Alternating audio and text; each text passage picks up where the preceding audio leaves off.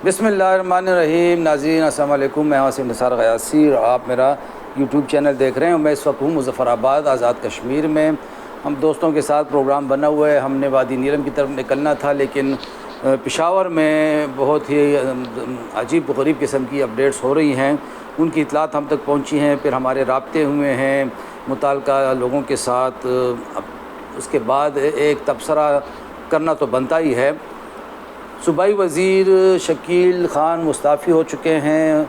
इस्तीफ़ा उन्होंने दीगर सहाफ़ियों की तरह रात 1:30 बजे हमें भी व्हाट्सएप कर दिया था, जिसमें उन्होंने सूबाई हुकूमत पे, अपनी ही सूबाई हुकूमत पे, PTI की सूबाई हुकूमत में संगीन नौयत के इल्ज़ामात भी आयद किए हैं। लेकिन दूसरी तरफ 2:30 पौने 3 बजे जो सूबाई हुकूमत का मौक़िफ़ हमें मौसूल हुआ है, उसमें कुछ और चीज़ें हैं, उसमें कुछ और बातें हैं। फिर कमेटी के बाज़ मेंबरान के साथ हमारा जो रब्ता हुआ है, कुछ और चीज़ें सामने आ रही हैं। तो सूरत हाल कुछ अजीब सी बनती दिखाई दे रही है। ये कमेटी बनी थी बुनियादी तौर पर शकील ख़ान की शिकायत के तनाजुर में, और शकील ख़ान की पेशी हुई। शकील ख़ान ने ज़ुबानी बयान दिया था, जिसको फिर तहरीरी बयान मांगा गया। मंगल को उन्होंने तहरीर बयान जमा कराया, दस्तावेज़ात उनसे मांगी गई थी।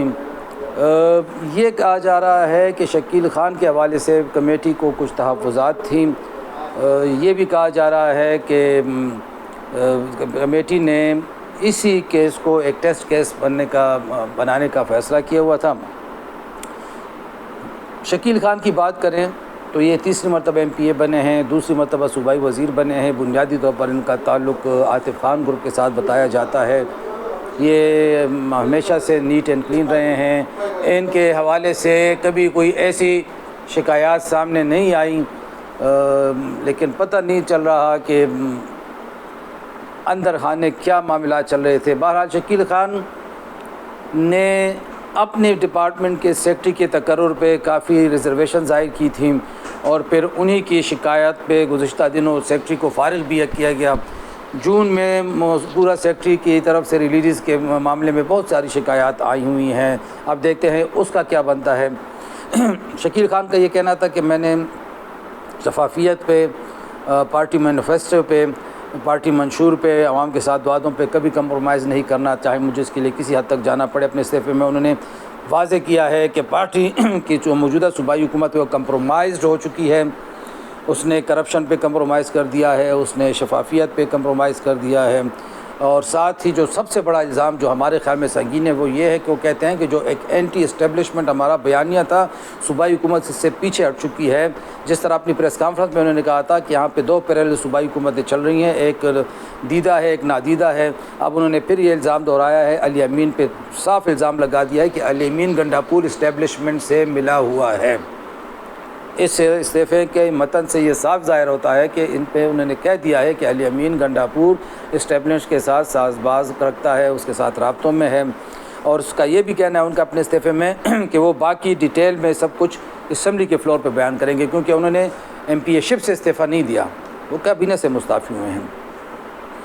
इसके बरखिलाफ़ सूबाई हुकूमत की तरफ से जो चीज़ सामने आई है वो ये है कि जी कमेटी की रिपोर्ट जो मौसूल हुई उसकी रोशनी में इनको डी-नोटिफाई किया गया है, और डी-नोटिफाई करने के लिए, कार्रवाई के लिए सब कुछ गवर्नर के पास भिजवाया जा चुका है। अब उनकी दस्तखत से ये डी-नोटिफाई होने वाले थे, इससे पहले उन्होंने इस्तीफ़ा दे दिया। इस सिलसिले में जब कमेटी के अरकान से रब्ता किया गया तो उन्होंने खुलकर कुछ बताने से तो इनकार किया, लेकिन उन्होंने इशारों के नाज़ों में बहुत सारी बातें बता दी, जिसमें से एक पहली बात ये साबित हो गई है कि कमेटी ने अपनी रिपोर्ट वज़ीर आला को पेश कर दी थी। चेयरमैन को अभी तक नहीं मिली रिपोर्ट, लेकिन वज़ीर आला को पेश कर दी थी। और कमेटी का ये कहना है कि हम 4 हमारे उसूल हैं बुनियादी, उसमें जो हमारा बेरोज़गार नौजवान यूथ है उसको मुतमईन रखना, क्योंकि वो हमारा वोटर है, शफाफियत को मुमकिन बनाना, कारकर्दगी चेक करना, और करप्शन के ख़िलाफ़ ज़ीरो टॉलरेंस, और सबसे बढ़कर एक नई बात आ रही है टैलेंट हंट के नाम से। ये बताया जाता है कि शायद अब एक PTI की सफ़ों में इस बात पे बहस होने लगी है कि ये ज़रूरी है कि जो बंदा तीसरी मरतबा MPA बने वो तीसरी मरतबा काबीना का भी रुकन हो। क्या ये ज़रूरी है कि जो बंदा दूसरी मरतबा MPA बने तो दूसरी मरतबा भी वज़ीर हो? اب یہ بات آ رہی ہے کہ جو ان کے نئے آنے والے ہیں 60-80% جو ان کے ایم پی ایز نئے ہیں، ینگ ہیں، پہلی دفعہ آئے ہیں، شاید ان کو موقع دینے کی بات ہو رہی ہے۔ تو اس کے بعد تو لگتا یہ ہے کہ جتنے اور منسٹرز دوسری تیسری مرتبہ بنے ہیں شاید ان کو بھی کسی ہیلے بہانے سے فارغ کر دیا جائے۔ تو اگر ایسا ہی کرنا ہے تو بجائے اس کے کہ ان منسٹرز کو آپ ایک تختہ مشق بنائیں، تو کیا یہ بہتر نہیں ہے کہ ان کو صاف کہہ دیں کہ جی بس آپ کا تیسرا ٹرنیور ہے، آپ اپنی رضامندی سے استعفے دے دیں تاکہ نئے لوگوں کو موقع دیا جائے۔ پارٹی کی بھی سبکی نہیں ہوگی، کیونکہ اب شکیل خان نے جو الزامات عائد کیے ہیں ناظرین، آپ دیکھیں گے کہ آج سے اس پہ اتنی بحث ہوگی، اتنے مباحثے ہوں گے، پی ٹی آئی کی کلاس لی جائے گی، کہا جائے گا کہ جی پی ٹی آئی کے تو اپنے سٹنگ منسٹر نے چارج شیٹ پیش کر دی ہے۔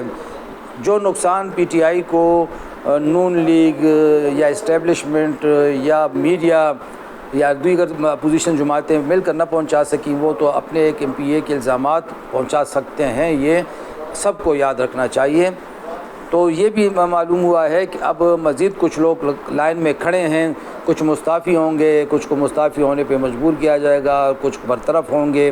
سب کو اپنی اپنی تیاری پکڑنی چاہیے، سب کی باری آنے والی ہے۔ اب اس دفعہ کسی کو معافی نہیں ملے گی، اور ہو سکتا ہے کہ اگلے 2-3 مہینے کے اندر بہت بڑی تبدیلی صوبے میں آئے۔